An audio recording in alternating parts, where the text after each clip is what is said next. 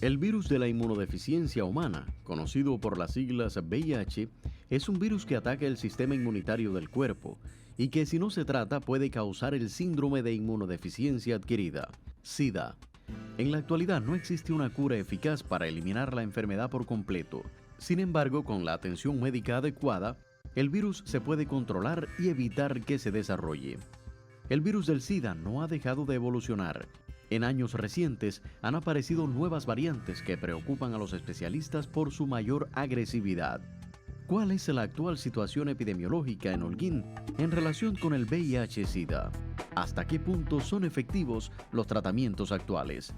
Ante la escasez de preservativos, ¿qué prácticas sexuales no riesgosas se aconsejan para estar protegidos? Hoy en Mitos de la Salud dialogamos sobre el virus de la inmunodeficiencia humana con Vivian García y una voz autorizada de las ciencias médicas en Cuba. Gracias, Giancarlo, por tu presentación. Buenas tardes, bienvenidos a Mitos de la Salud, el programa donde se dan la mano mente y corazón y que hoy estará saldando una deuda que tenía nuestro colectivo hace mucho tiempo. Un programa que debió haber salido el pasado 1 de diciembre por cuestiones ajenas a nuestra voluntad, pues nos vimos imposibilitados de transmitirlo. Pero nunca es tarde para hablar de una enfermedad que tiene más de 40 años de historia. Y esa voz autorizada que hemos invitado para hablar del VIH-Sida es la del doctor Juan Carlos Ortiz Sablón, que es especialista de 2º grado en Medicina Interna del Centro Provincial de Higiene y Epidemiología y es además y Microbiología, y es además el doctor Juan Carlos el jefe del grupo provincial de tratamiento precisamente a las personas con el VIH-Sida. Bienvenido, doctor Juan Carlos, y gracias por extender su jornada laboral para dialogar con la audiencia de Mitos de la Salud.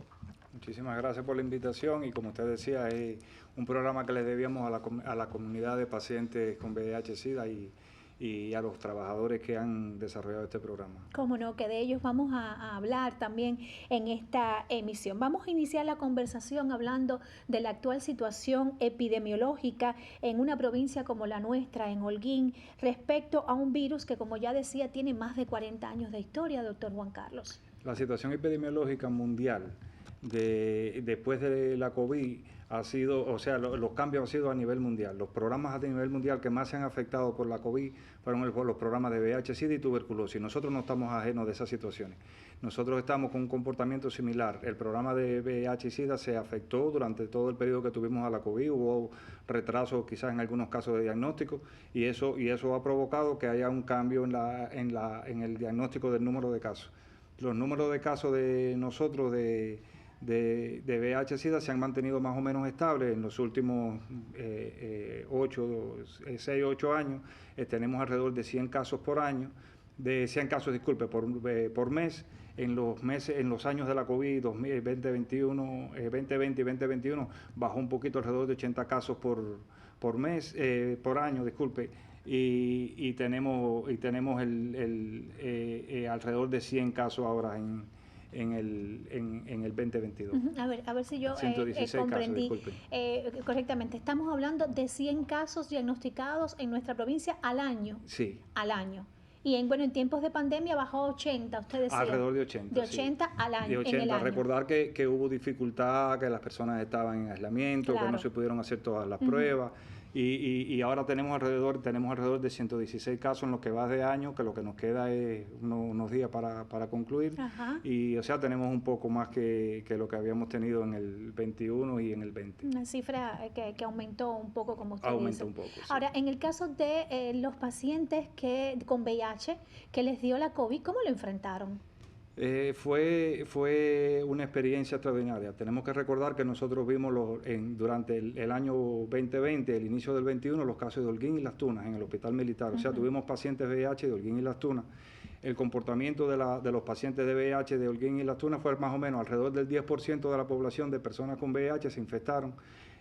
Tuvimos casos muy, muy graves con complicaciones muy serias, pero tuvimos un solo fallecido en toda la situación esta de la COVID, un solo fallecido por COVID, de los pacientes de VIH. Pero yo también quería hablar de otro grupo de personas que fueron también pacientes, o son mis pacientes de VIH, pero que fueron trabajadores de la salud, que a pesar de tener una enfermedad que los ponía en riesgo, fueron personas que valientemente enfrentaron la COVID, estuvieron trabajando.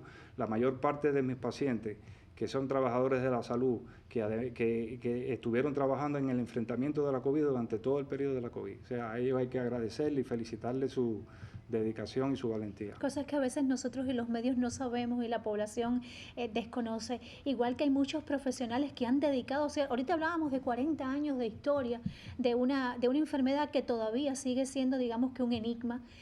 Hay muchas cosas que se desconocen del virus, pero hay muchas personas que han dedicado su vida al enfrentamiento de esta enfermedad en Holguín, doctor Juan Carlos. Exactamente. Hay muchas personas que han sido muy estables en el tratamiento de estos pacientes, y es bueno recordar hoy personas como el profesor Edgar Medina, que fue el clínico iniciador del sanatorio, el profesor Guillén, que lleva más de 20 años, especialista en medicina interna, que lleva más de 20 años tratando pacientes, incluso no solo ha trabajado con los pacientes en la comisión municipal y provincial con nosotros, sino en los pacientes también en los reclusorios con VIH-Sida. La señorita licenciada Gladisian, que desgraciadamente la perdimos hace unos meses, que fue una de las enfermeras iniciadoras del programa y que le dedicó su vida hasta el último día de su vida. Y con el nombre de ellos queremos mencionar a todos los compañeros de la Comisión Municipal, Provincial, de las áreas de salud, las enfermeras encuestadoras, los administrativos, que han hecho que este programa haya ido mejorando la calidad de vida de los pacientes con VIH en la provincia. Doctor, antes de ir a exteriores, que siempre intercambiamos con algunos televidentes, yo creo que vale la pena explicarles a algunos, como digo, recordarles también a otras personas que tal vez hace tiempo no escuchan hablar de VIH en nuestros medios de comunicación.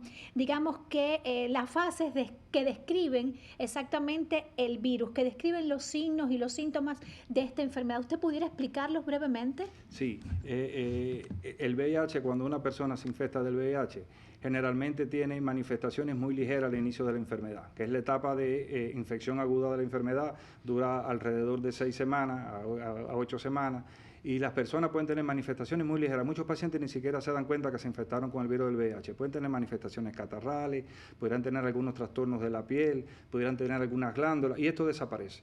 Y luego de eso viene un periodo que puede ser más largo para unas personas y más corto para otras personas, que es el periodo llamado de latencia clínica, que a mí me gusta llamar la periodo de luna de miel de la persona con VIH, y le llamamos así porque los pacientes no se sienten nada.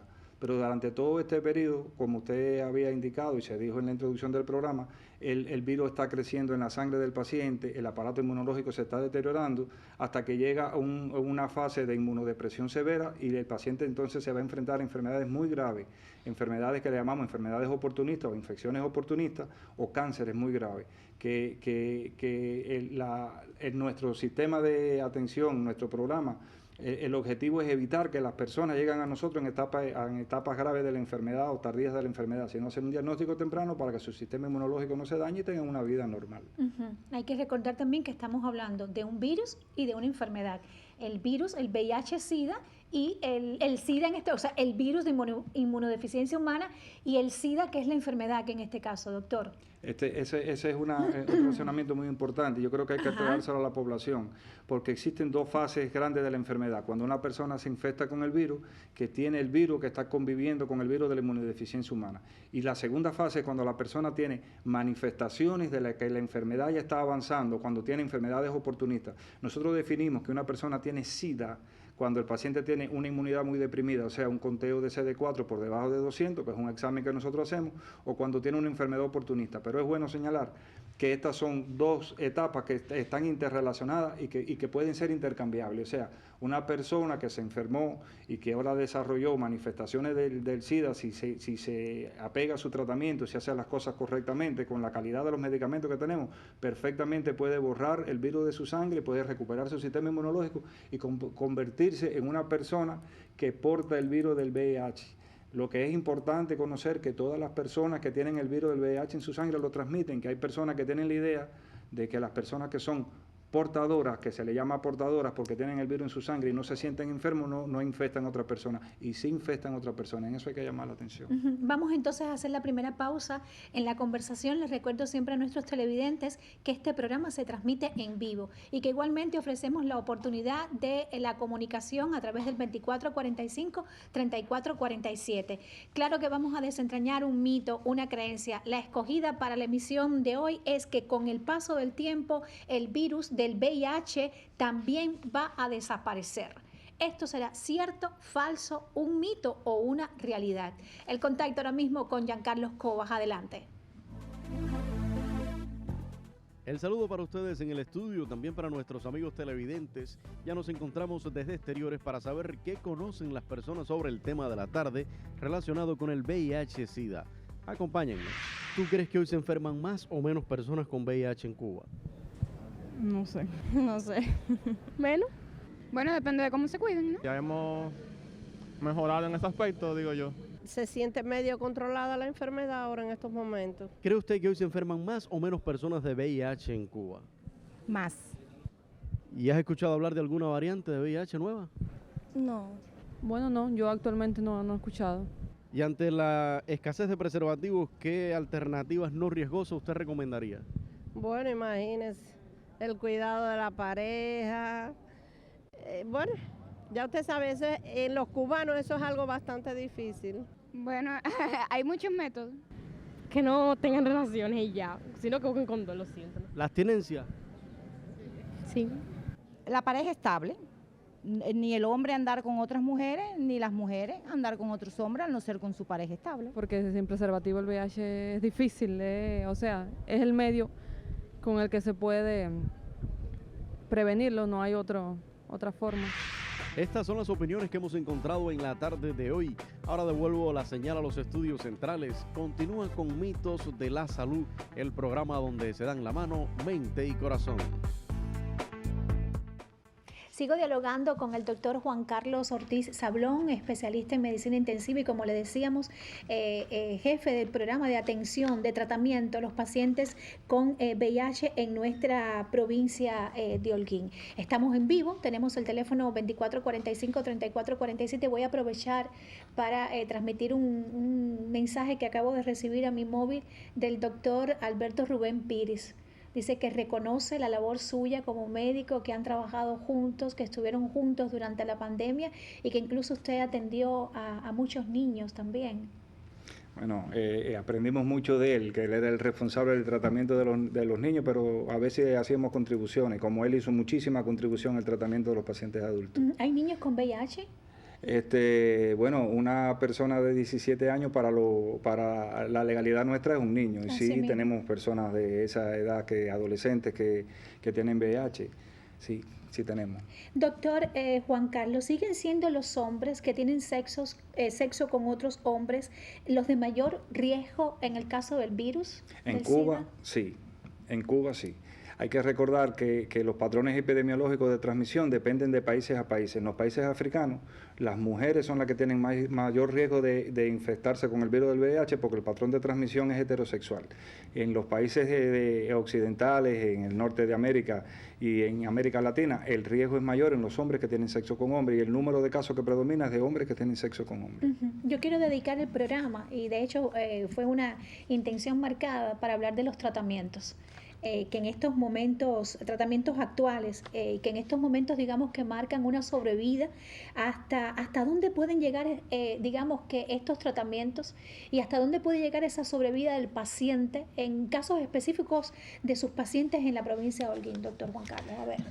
La historia del tratamiento de los pacientes con VIH empezó en 1900. Recordad que el VIH comenzaron los primeros casos en el 81, en el 83 se apareció el virus de la inmunodeficiencia humana, se identificó desde el 83 hasta el año 1980, hasta el 86, 87 no había tratamiento específico para la enfermedad. Alrededor del 86 se empezó el tratamiento con una terapia que era la acidobudina, que todavía se utiliza hoy, y no pudo controlar la enfermedad porque se descubrió que se necesitaban de al menos 3 medicamentos para controlar la enfermedad. Y esto ocurrió en el 1996. En el 1996 todo cambió. Desde el año 1983, que empezaron los primeros casos, hasta el 96, la muerte era inevitable, era una enfermedad catastrófica, causó muchísimo miedo en todas las comunidades del mundo. Y en el 96 cambió todo porque por primera vez se logró controlar perfectamente la carga viral, los virus desaparecían de la sangre de los pacientes que tenían manifestaciones de SIDA curaban sus enfermedades oportunistas y recuperaban su peso corporal y su vida normal, se recuperaba su inmunidad, y eso ha logrado que haya personas, de aquellas personas originales, incluso de aquellos aquellos primeros pacientes que tuvimos nosotros en Holguín, la epidemia holguinera data del año 1986 y todavía tenemos pacientes vivos de aquellos pacientes de 1986.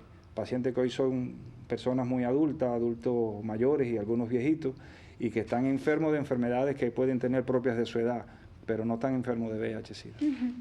Usted me comentaba previamente a este programa que en los tiempos más difíciles de la COVID-19, pues nuestro Ministerio de Salud Pública y nuestro gobierno de manera general decidió invertir incluso en los medicamentos más caros que existen en el mundo para el paciente de VIH. Y no solo los más caros, sino los más efectivos y los que menos reacciones adversas tienen. Mis pacientes recordarán, que deben estar oyéndonos muchísimos de nuestros pacientes, algunos sabían que yo iba a estar en la televisión hoy, que en el mes de agosto del año 21 había habido un bache en la dificultad con los tratamientos en el mes de julio, y en el mes de agosto llegó un medicamento que nosotros llamamos el TLD. Es un medicamento que en una sola pastilla tiene 3 medicamentos, o sea, muchísimo más fácil para tomar para los pacientes, altamente efectivo, con muy pocas reacciones adversas, y eso ha cambiado la historia del tratamiento en la provincia, y los resultados del tratamiento en la provincia han cambiado favorablemente.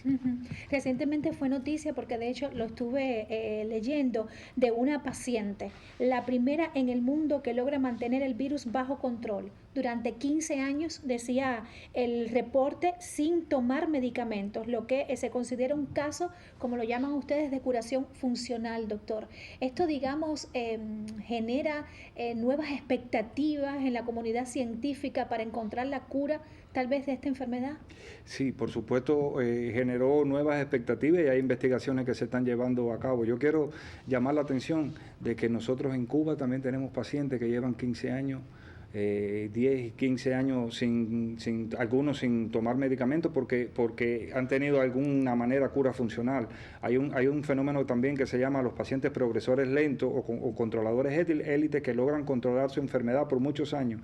Aquí en la provincia de Holguín tenemos al menos 4 pacientes que tienen muchos años de evolución de la enfermedad, y tenemos 2 de ellos que no están tomando medicamentos porque tienen su carga viral indetectable, no tienen virus en su sangre y su inmunidad se está comportando de manera correcta, y sabemos de otros casos que existen en el país. O sea, este fenómeno de la curación espontánea en algunos casos hay que seguirlo estudiando, como hay que seguir estudiando nuevos medicamentos que se están utilizando y nuevas variantes que, si bien no van a curar la enfermedad, van a mantener que el virus desaparezca fuera de la sangre sin necesidad de tomar medicamentos todos los días.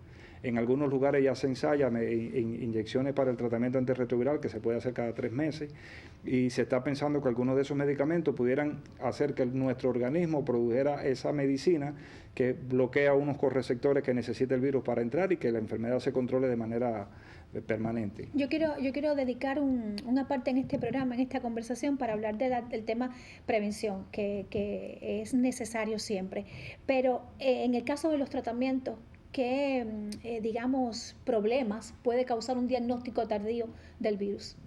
En el resultado, en la efectividad de ese tratamiento. El diagnóstico tardío, más que en el resultado de la eficacia del tratamiento, pudiera ser que una persona llegue en un momento con una enfermedad oportunista donde se necesiten, por ejemplo, hemos tenido casos, desgraciadamente ha sucedido, personas que ya cuando llegan tienen un cáncer, y entonces no es igual tratar un cáncer con un paciente inmunodeprimido.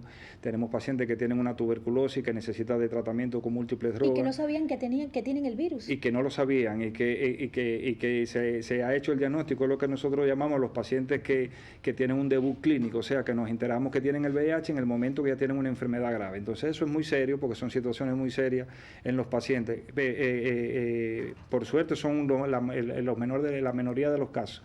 Yo quiero resaltar que, por ejemplo, en el medio de la epidemia de COVID tuvimos casos que tuvieron coinfección de tuberculosis, de COVID y de VIH al mismo tiempo, y esos pacientes están vivos. Pacientes con cánceres diabéticos, viejitos con COVID, que esos pacientes están vivos. O sea, que las personas deben entender que esto es una enfermedad que es perfectamente tratable, que los tratamientos son altamente efectivos, que lo que hay que ir a buscar el diagnóstico temprano para evitar que el sistema inmunológico se destruya. Si nosotros logramos que las personas se diagnostiquen tempranamente y le ponemos tratamiento, es vida normal. Doctor, ya hablábamos de más de 40 años del virus y se han he hecho énfasis en que este virus, bueno, se transmite fundamentalmente por las relaciones sexuales desprotegidas, en este caso las personas que están infectadas y no lo saben, y también por compartir agujas, se habla de esta otra vía de transmisión. ¿Cuáles son los riesgos del descuido en la protección?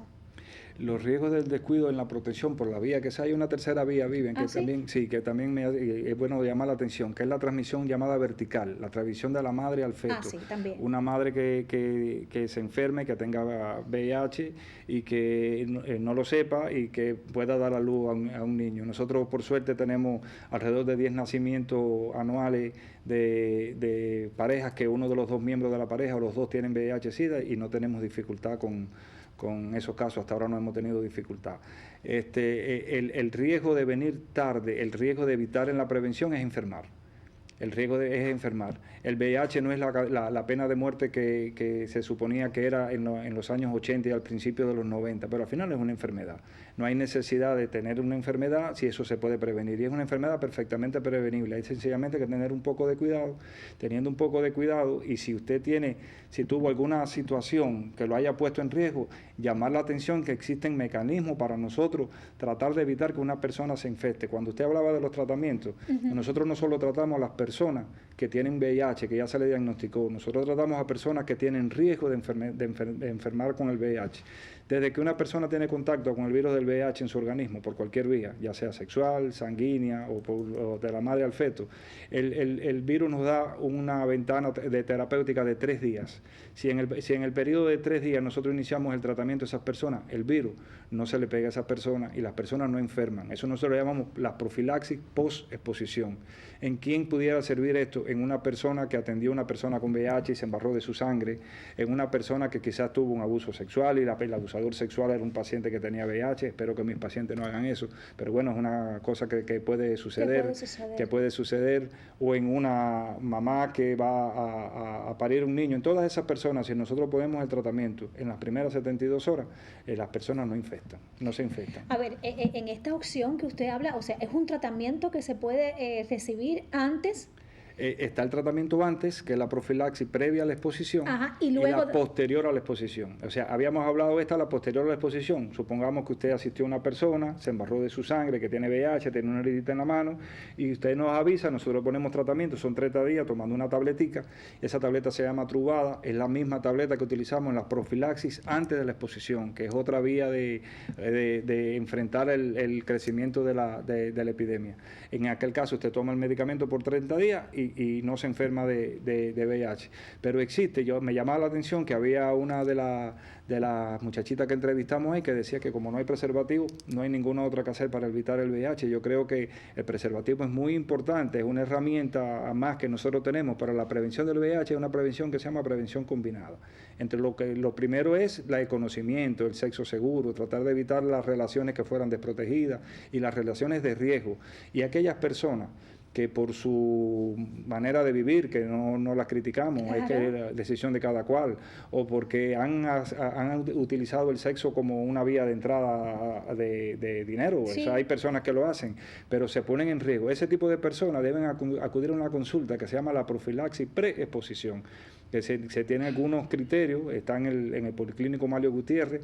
La consulta pueden acudir en el segundo piso a la consulta de ITS y allí se le hace una entrevista, se le hacen exámenes, nos aseguramos que todavía no tenga VIH porque el tratamiento aquí es con un medicamento que tiene dos medicinas dentro y se le pone ese tratamiento y ese tratamiento evita que si tienen una relación desprotegida y no saben que la persona tenía VIH que se enfermaran. Esa es la consulta que le llamamos PrEP, la profilaxis pre-exposición, y está disponible en la provincia y está disponible en el Policlínico de La Plaquita. Pero la profilaxis post-exposición, ya sea para trabajadores de la salud que se pincharon haciendo procederes, que lo tenemos con relativa frecuencia, personas que durante la comunidad se pusieron en contacto o personas que tuvieron un accidente y se les rompió el preservativo teniendo relación con un paciente con VIH, en todas las instituciones de salud de la provincia existen medicamentos que se pueden utilizar para eso. Siempre nos los comunican y como comisión nosotros los vemos y los analizamos, pero el tratamiento sí tiene que empezar en las primeras 72 horas.